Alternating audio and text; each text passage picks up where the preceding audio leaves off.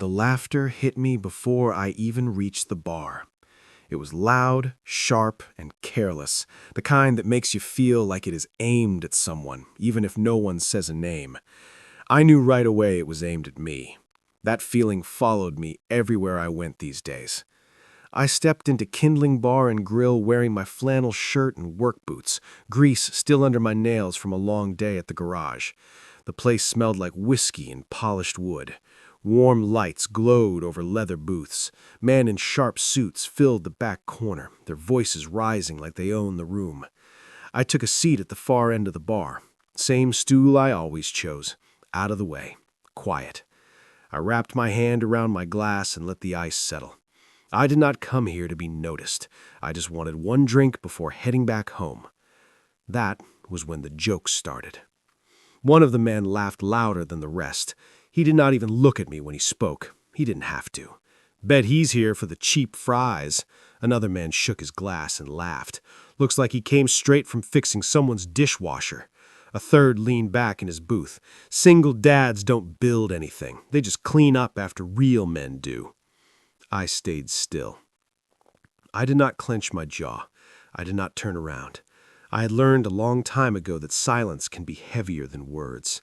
I let the noise roll past me like water around a stone.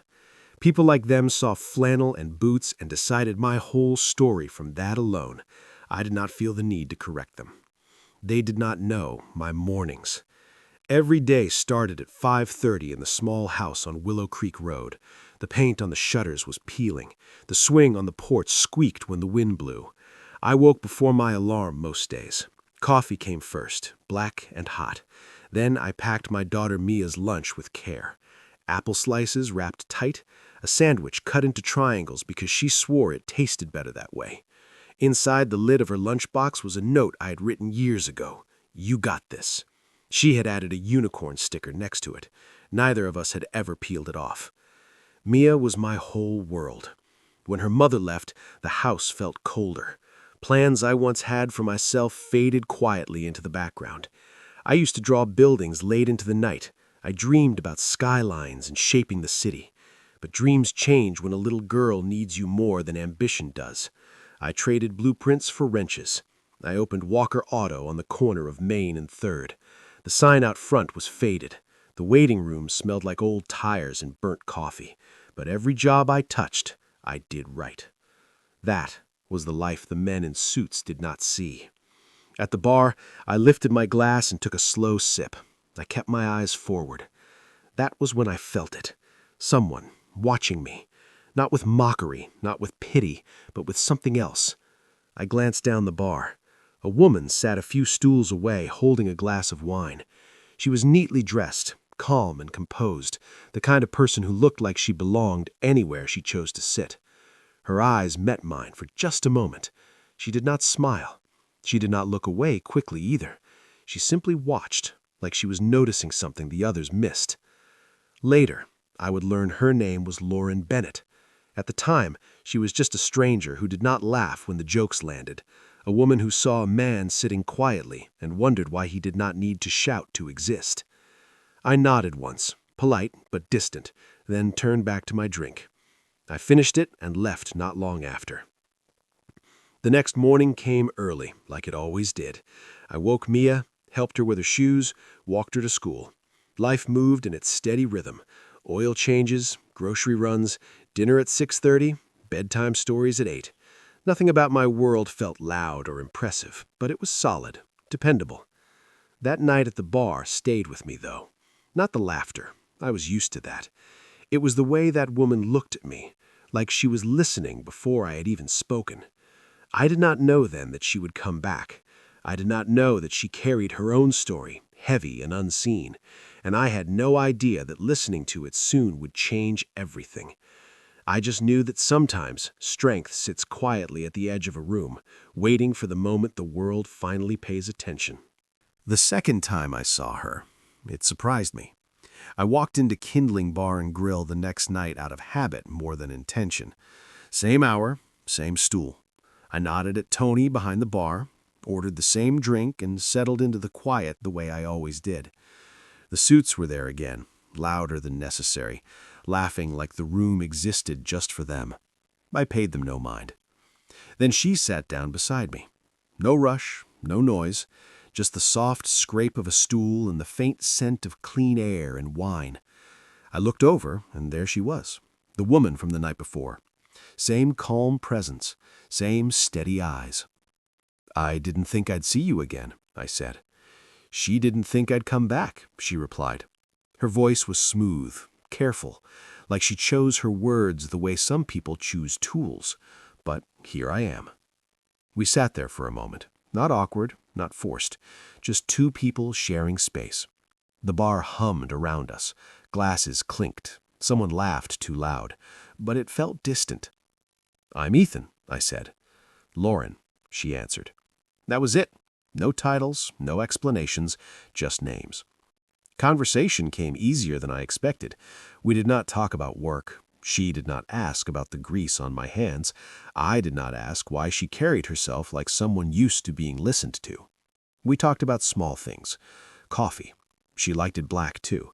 The way food tastes better when someone else makes it for you. How silence can be comforting when you stop fighting it. At some point, she mentioned she was tired. Not the kind of tired sleep fixes, the kind that settles in your bones after years of pushing. I understood that kind of tired well.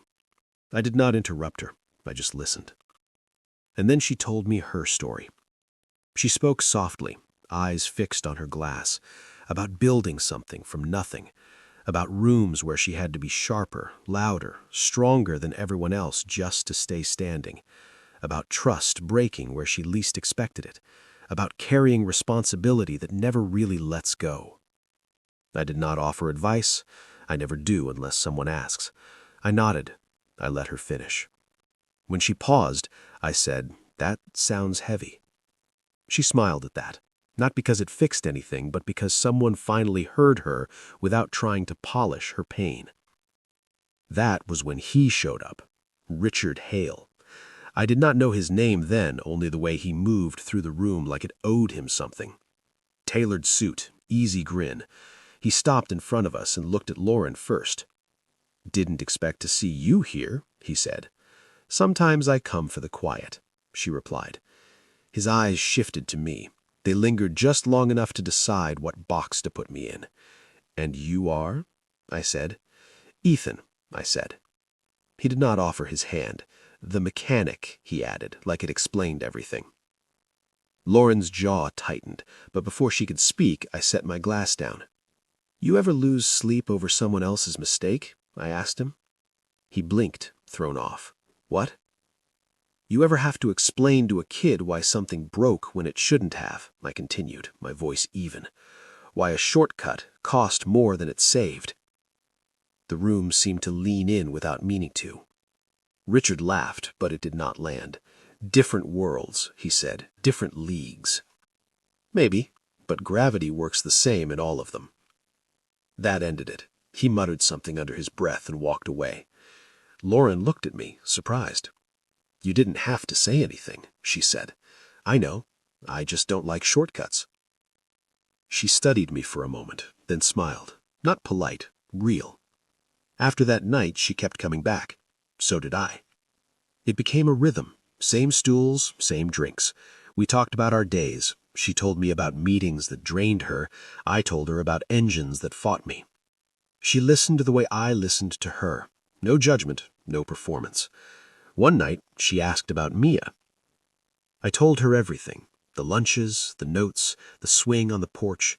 I watched her face soften as I spoke, like she finally understood why I carried myself the way I did.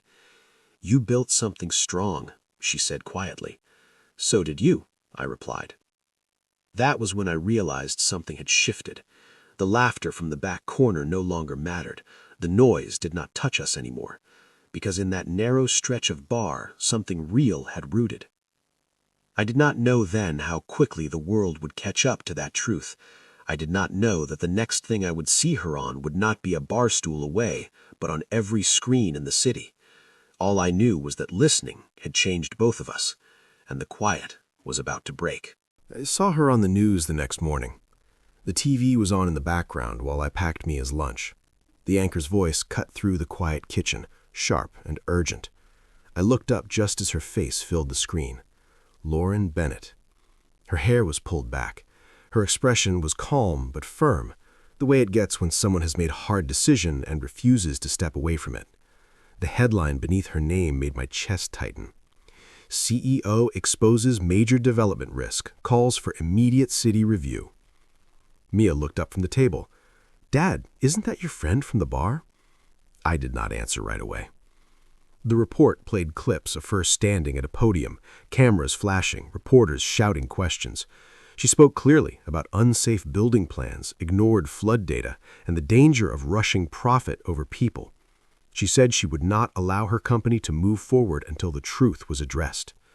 Then they showed him, Richard Hale, standing off to the side, tight smile, eyes flat. The same man who laughed at me over a drink now looked like someone who had lost control of the room. I turned the TV off. At the garage, everyone was talking about it. Customers, neighbors, even Tony from the bar stopped by later with coffee in hand. "You see the news?" he asked. "Yeah," I said. "That woman's turning the city upside down. Takes guts." I nodded, but my thoughts were already somewhere else. That night, I went to kindling like always. Same stool, same drink, but she was not there. I told myself it made sense. She had bigger things to deal with now. Press, meetings, fallout. I did not belong in that world. The next night, she still did not come. On the third night, I almost skipped it. I had just tucked Mia into bed when my phone buzzed. A number I did not recognize. "Lauren, I'm sorry I disappeared. Are you at kindling?" I stared at the screen for a long second. Me. "Yeah." She arrived 10 minutes later. No suit this time, no polished armor, just a simple coat, her shoulders slightly tense like she had been holding herself upright all day. She slid onto the stool beside me and let out a slow breath. "I didn't want you to hear about it from anyone else," she said. "I saw," I replied. She nodded. "I had to do it. Once I knew what I knew, I couldn't stay quiet." "I figured," I said. She looked at me then, really looked. "You changed things, you know." I shook my head. "I just talked." "No," she said softly. "You listened. And then you reminded me what responsibility actually looks like." She told me everything. About how Richard had pushed the deal through, about the reports buried under confidence and speed, about how easy it had been to look away before someone pointed at the ground beneath her feet and asked her to really see it. She kept hearing my voice in my head. You can't build something strong if you ignore what's underneath. I did not smile. I did not feel proud.